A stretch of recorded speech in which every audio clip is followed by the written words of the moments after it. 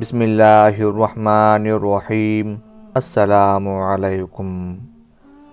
ربیع بن سلیمان رحمۃ اللہ علیہ کہتے ہیں کہ میں حج کے لیے جا رہا تھا، میرے ساتھ میرے ساتھی بھی تھے۔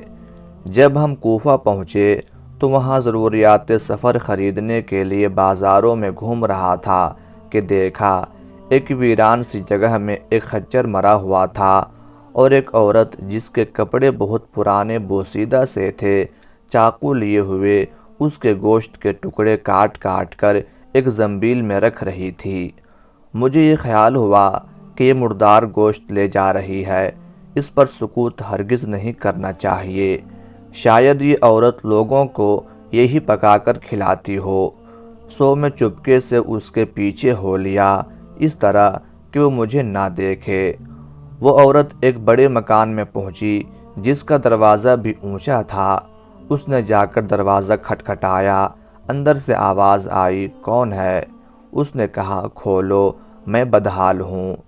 دروازہ کھولا گیا اور گھر میں 4 لڑکیاں نظر آئیں جن کے چہرے سے بدحالی اور مصیبت کے آثار ظاہر ہو رہے تھے۔ وہ عورت اندر آ گئی اور زنبیل ان لڑکیوں کے سامنے رکھ دی۔ میں کواڑوں کے درزوں سے جھانک رہا تھا۔ میں نے دیکھا اندر سے گھر بالکل برباد اور خالی تھا۔ اس عورت نے روتے ہوئے لڑکیوں سے کہا، اس کو پکا لو اور اللہ کا شکر ادا کرو۔ وہ لڑکیاں گوشت کاٹ کاٹ کر اس کو آگ پر بھوننے لگی۔ مجھے بہت تکلیف ہوئی۔ میں نے باہر سے آواز دی، اے اللہ کی بندی، اللہ کے واسطے اس کو نہ کھا۔ وہ کہنے لگی، تو کون ہے؟ میں نے کہا، میں ایک پردیسی آدمی ہوں۔ اس نے جواب دیا، تو ہم سے کیا چاہتا ہے؟ 3 سال سے نہ ہمارا کوئی معین اور نہ کوئی مددگار ہے، تو کیا چاہتا ہے؟ میں نے کہا، مجوسیوں کے ایک فرقہ کے سوا مردار کا کھانا کسی مذہب میں جائز نہیں۔ وہ کہنے لگی، ہم خاندان نبوت کے شریف یعنی سید ہیں۔ ان لڑکیوں کا باپ بڑا شریف آدمی تھا، وہ اپنے ہی جیسوں سے ان کا نکاح کرنا چاہتا تھا، لیکن نوبت نہ آئی، اس کا انتقال ہو گیا۔ جو ترکہ اس نے چھوڑا تھا وہ سب ختم ہو گیا۔ ہمیں معلوم ہے کہ مردار کھانا جائز نہیں، لیکن اضطرار میں جائز ہوتا ہے۔ ہمارا 4 دن کا فاقہ ہے۔ ربیع کہتے ہیں، اس کے حالات سن کر میں بے چین ہو گیا اور اپنے ساتھیوں سے آ کر کہا، میرا تو حج کا ارادہ نہیں رہا۔ سب نے سمجھایا لیکن میں نے کسی کی نہیں سنی۔ میں نے اپنے کپڑے اور احرام کی چادریں اور جو سامان میرے ساتھ تھا وہ سب لیا، اور نقد 600 درہم تھے وہ لیے، اور ان میں سے 100 درہم کا آٹا خریدا اور باقی درہم آٹے میں چھپا کر اس بڑھیا کے گھر پہنچا، اور یہ سب سامان اور آٹا وغیرہ اس کو دے دیا۔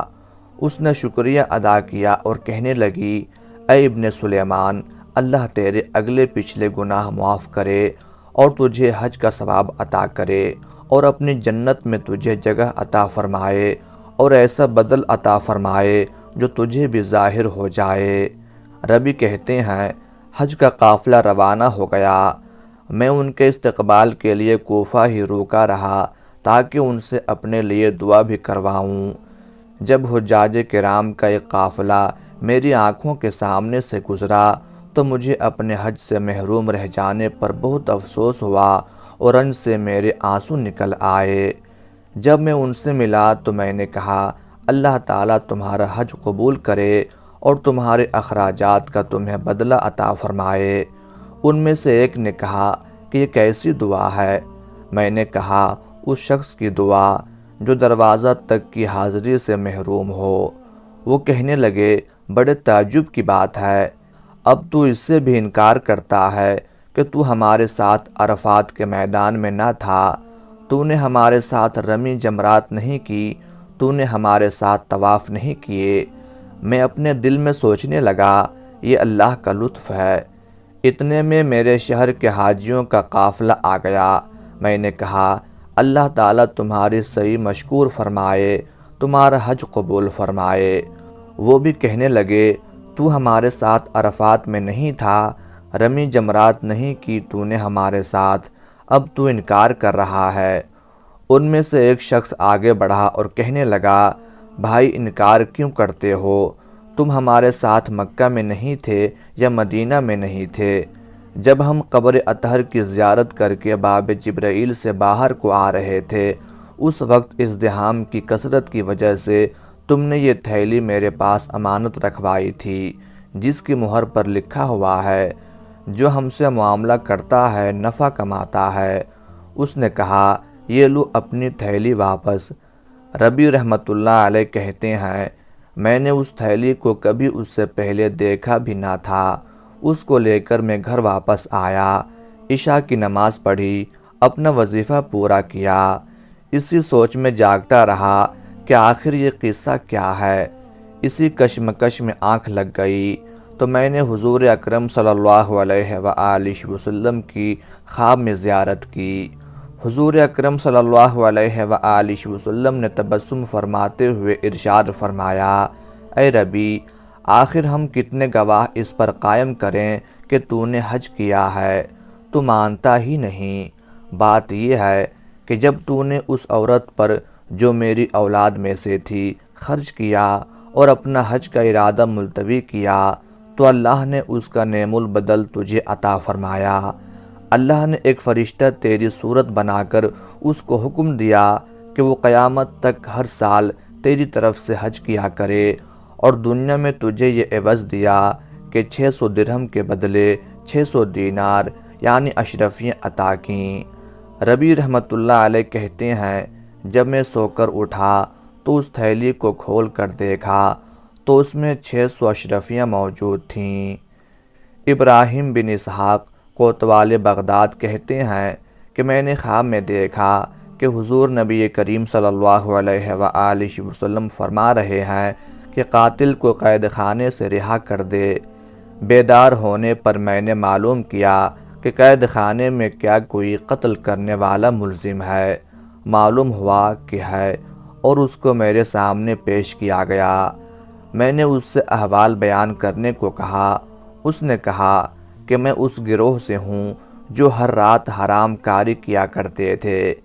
ایک بڑھیا ہم نے مقرر کر رکھی تھی جو ہیلے بہانے اور دھوکے سے عورتوں کو ہمارے پاس لے آتی تھی۔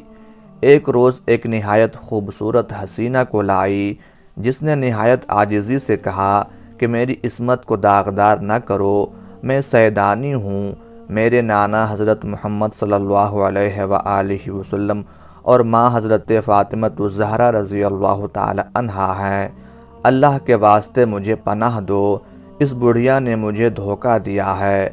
میرے دل پر اس کی باتوں کا اثر ہوا، مگر میرے ساتھی بگڑ گئے اور کہنے لگے کہ تو ہم کو فریب دے کر اس کو حاصل کرنا چاہتا ہے۔